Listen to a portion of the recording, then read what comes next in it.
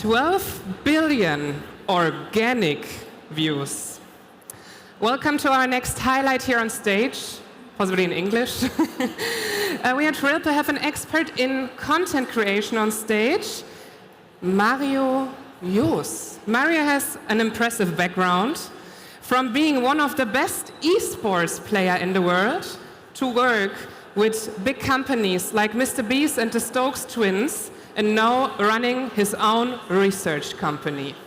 So, in his talk, Mario will share how he generated over 12 billion organic views.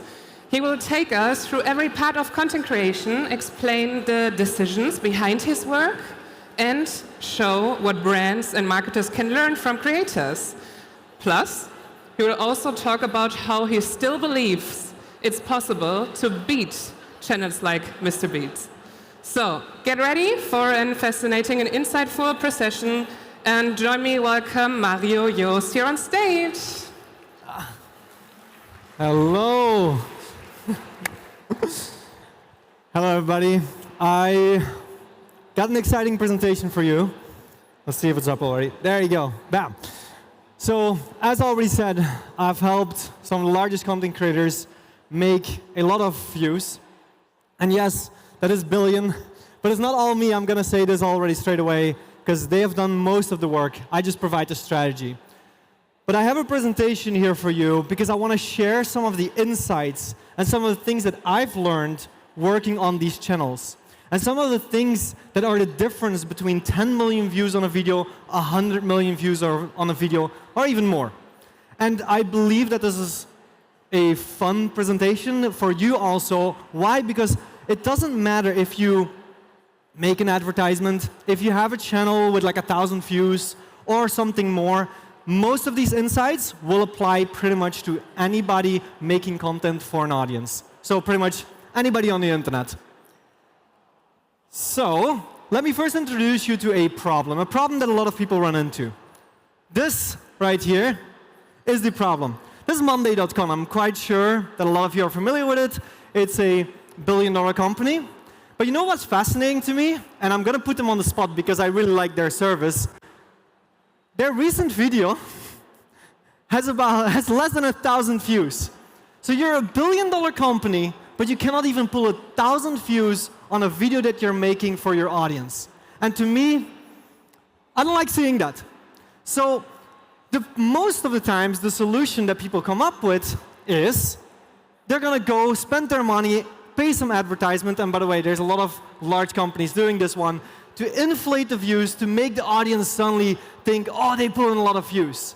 And it's good because, I mean, it's better than just having a few hundred views on your channel and kind of looking like amateurs.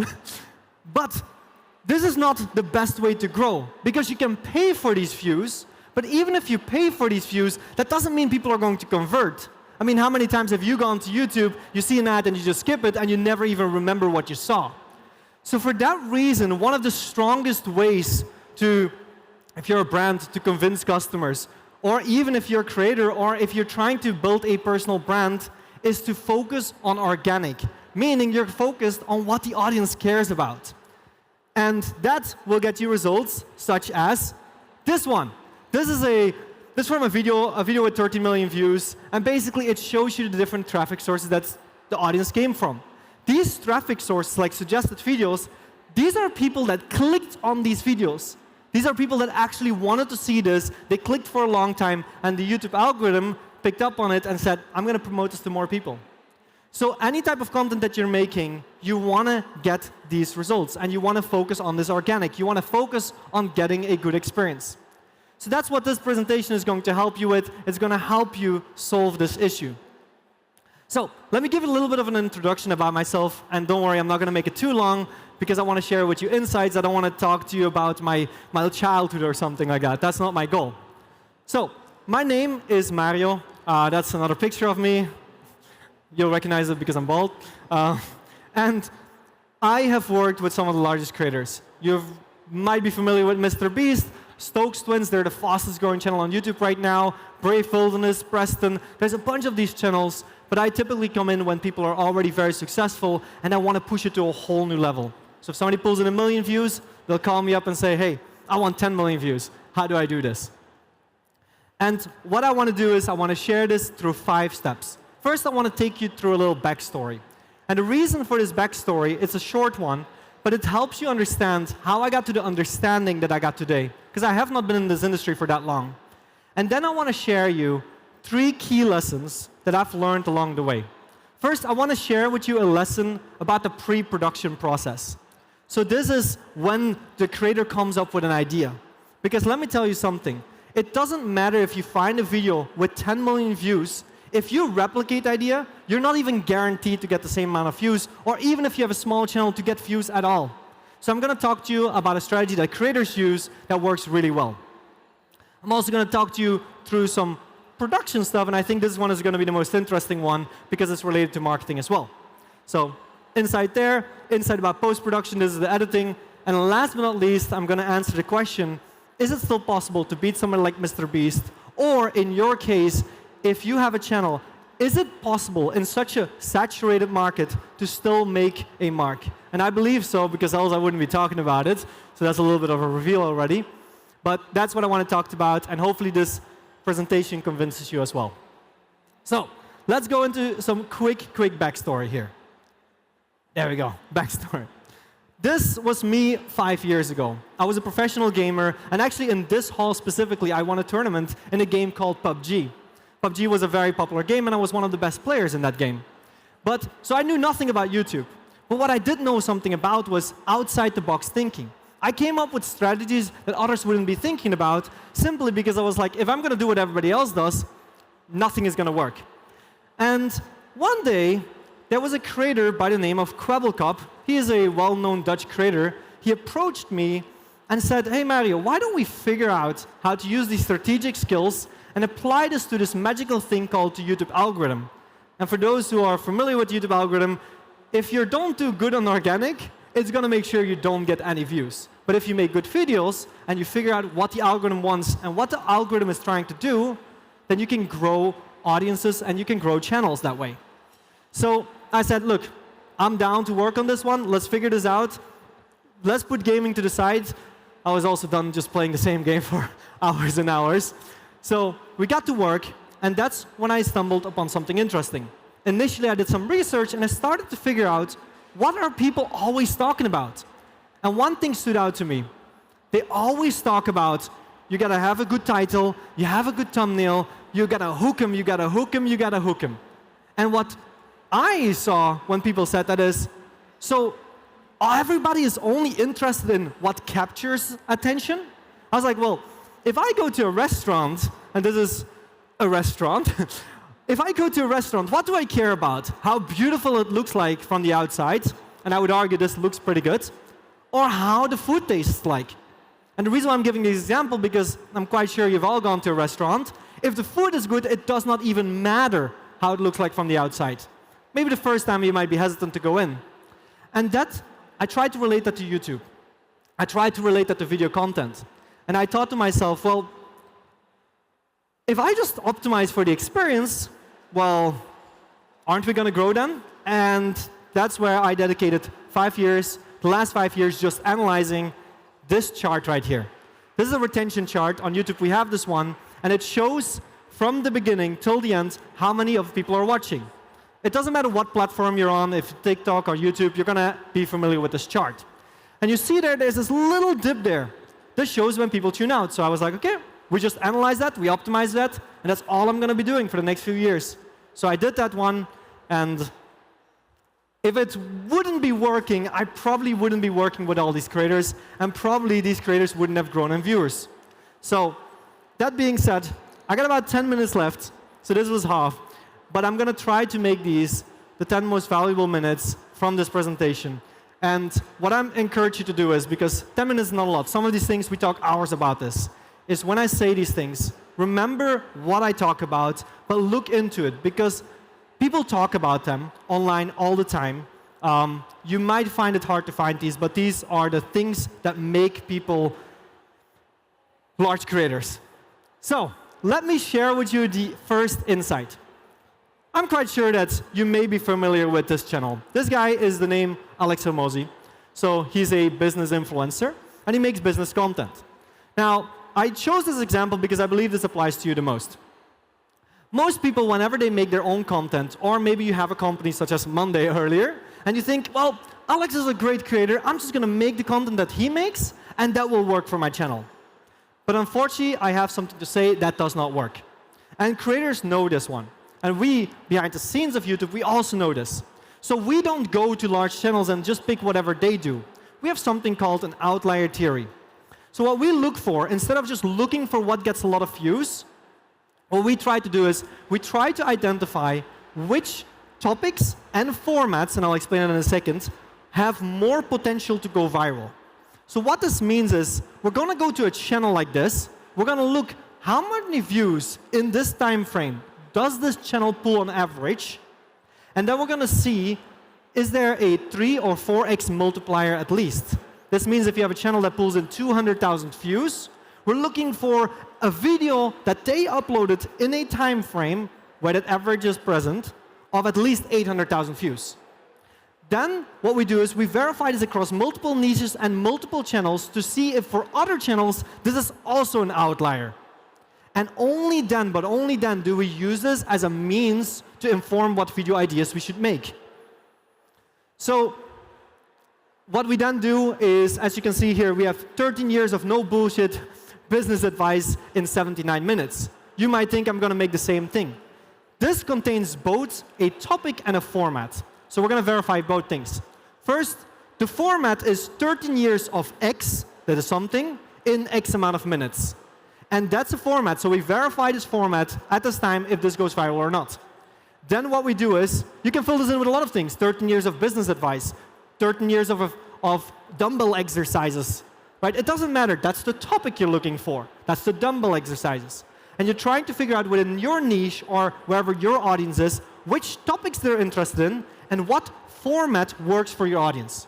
You combine them, and that's how you get videos such as this one that score an exceptional amount of views. And that's how you grow organic when it comes down to ideas.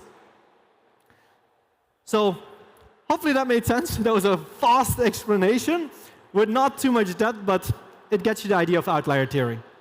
Now, this one is about production. Production is where we, structure our content and start filming it in a way that appeals to an audience. So one day a creator walked up to me and asked me, hey, I got this brand coming to me, and they tell me about this 1-minute ad integration. And I can tell you this, if you work with creators, influencers, or whatever you name them, and you just tell them to talk for a minute according to your points, your conversion is going to be the worst possible conversion. And maybe you were happy. But if you did it the right way, you could do a lot more.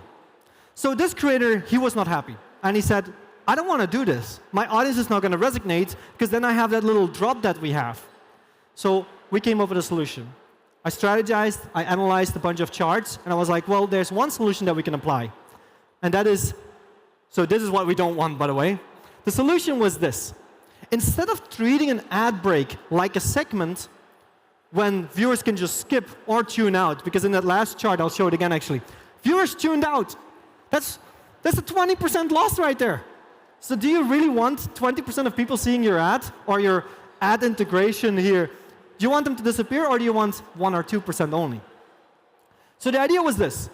We start our segment and we say, for example, so in the next segment, we're going to go to this. So we start walking and we put the tension up. But while I do this one, I'm also going to tell you about this one ad, right? And what we're doing is we're gradually trying to tease the viewer into the ad, and we quickly teach them, listen, if you skip, you're going to miss important content. This tactic, you'll see it a lot more with larger creators. This tactic does wonders for both the creator, because their audience doesn't drop out, which is good for the algorithm. And second of all, it's better for the advertiser as well. Why? Because you don't lose 20% of the audience, you lose like 2% of the audience. You're going to lose any time, by the way. But smaller losses are better losses, right? So that's one lesson that we learned as well, thinking about the audience. So now comes the most overwhelming part of organic growth. And I'm saying overwhelming, but this is also the most important part. Many people think, hey, I can just put some music under here, visualize a few things, get some stock footage B-roll behind my scenes to visualize whatever I'm saying, and the audience will be fine, you know, because we got a good title, we got a good hook, we got a good topic. I can tell you right now that does not work. And if you think at the highest level of engaging an audience, there's a lot that comes to play. So in the next slide, I'm going to show you the many aspects that we think about whenever we're optimizing for a broader audience, whenever we're optimizing for the highest level of views.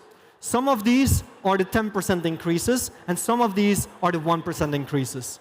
But these are the things that we talk about. Here we go, and it's going to be a long list, so hold on, and I'm going to go through this fast. Feel free to take a picture. But we think about how does our scene change, right? This is logical, because if you have the same scene, visual variety very low, not so interesting. We also think about how to tell our story. Which storytelling structure are we going to use? Are we going to use a simple 3x structure? And yes, in educational content, there's also storytelling structures. Or are we going to use a listicle, stair-stepping, all those kind of things? We think about the way we sentence our structures. Yes, the way you say your intros can be the difference between people staying and not. We think about the type of jokes that we make. Actually, I'll tell you a fun fact. If you make 2 jokes in a row, the audience tends to get bored. Yes, maybe some people like it, but some people tune out. And if you lose one person every single time you do something wrong, you're not going to be left with many viewers. I will go a little faster now, but the type of personalities in your content, the wide appeal. Not every topic is widely appealing, so yes, not everything is going to get 10 million views, but we want to optimize for that. We have the title always sets an expected value. If you don't deliver on the title, the way that the title presents it, you're going to lose out, because people lose interest. We have side characters that we use, even if in interviews, yes, if the interviewer is a boring person, trust me, people are not going to engage for very long. The way we visualize, the music volume, sound depth. Actually, I'll talk about music volume. Fun fact, if your music is too loud, it can absolutely destroy a video. Small little thing. Transition techniques, I will go through these fast. Here we go. What I'm trying to say with all this is there is so much complexity. So if you treat in the video like, you know, we can just make something that we find interesting, you will lose. It will not work. But if you start to understand and optimize for all these little things that the audience thinks about, you're going to start seeing growth anytime. And that's, if I look at my clientele, there's a reason why almost all of them blow up, and why some of them, I mean, I'll talk about Food Crunch. It's a football channel. He pulled like maybe 1 to 2 million views. This guy is pulling like 10, 20 million views per month, per video, sorry, right now. That shows when you start focusing on the audience. So let me show you, because again, I talk about visualization, but I don't visualize. Here's visualization. Imagine this. This was Jeremy Etier, a fitness influencer, very big. We worked together a few years ago. He could have easily shown the same picture, but without the green lines. But the green lines emphasize what's going on, and this increases the impact. Here we go. Suspense. You know these effects like, we started adding those effects a lot. And that increases the overall enjoyed experience. People got more satisfied. We noticed that. That's something we did as well. And then this is a complicated chart again, but I started a research company recently where we just focus on audiences. And one of the big things that we found is that whenever we feel like an experience isn't good or a YouTube video moves too fast, it is often simply because the shot lengths are too short. So yes, you can cut fast, but if the shot lengths are too short, people get confused and lose interest. And if they're too long, then people get bored. So we need to find an in-between. And the last thing that I want to talk about is the future of content. Many times I get the question, Mario, you left the MrBeast team after working with him for so long, and you've worked on these big videos. Why in the world are you leaving the biggest YouTube team? And the reason why I did that is because I really believed there was a lot more to it. I believed it was possible to go bigger. And I mean, one of my clients was the Stokes Twins. They're pulling quite some bills. This is in the last month alone, right? 1.5 billion views in a single month. And this is not just shorts, by the way. But what I'm trying to show is that with them as well, they're overtaking Beast right now in subscriber gain per month. And the reason why that's possible is because they focused on the audience. They focused on what the audience wants. And the fact that this is possible doesn't mean that this is just possible for them, but also for you. So if you want to optimize anything, stop thinking that you can just put anything towards the audience, but think about what the audience really wants and what they actually care about. So hopefully you got some learnings from this one. If you want to follow along, I make some YouTube content sometimes with some of this advice. But thank you for listening, and good luck.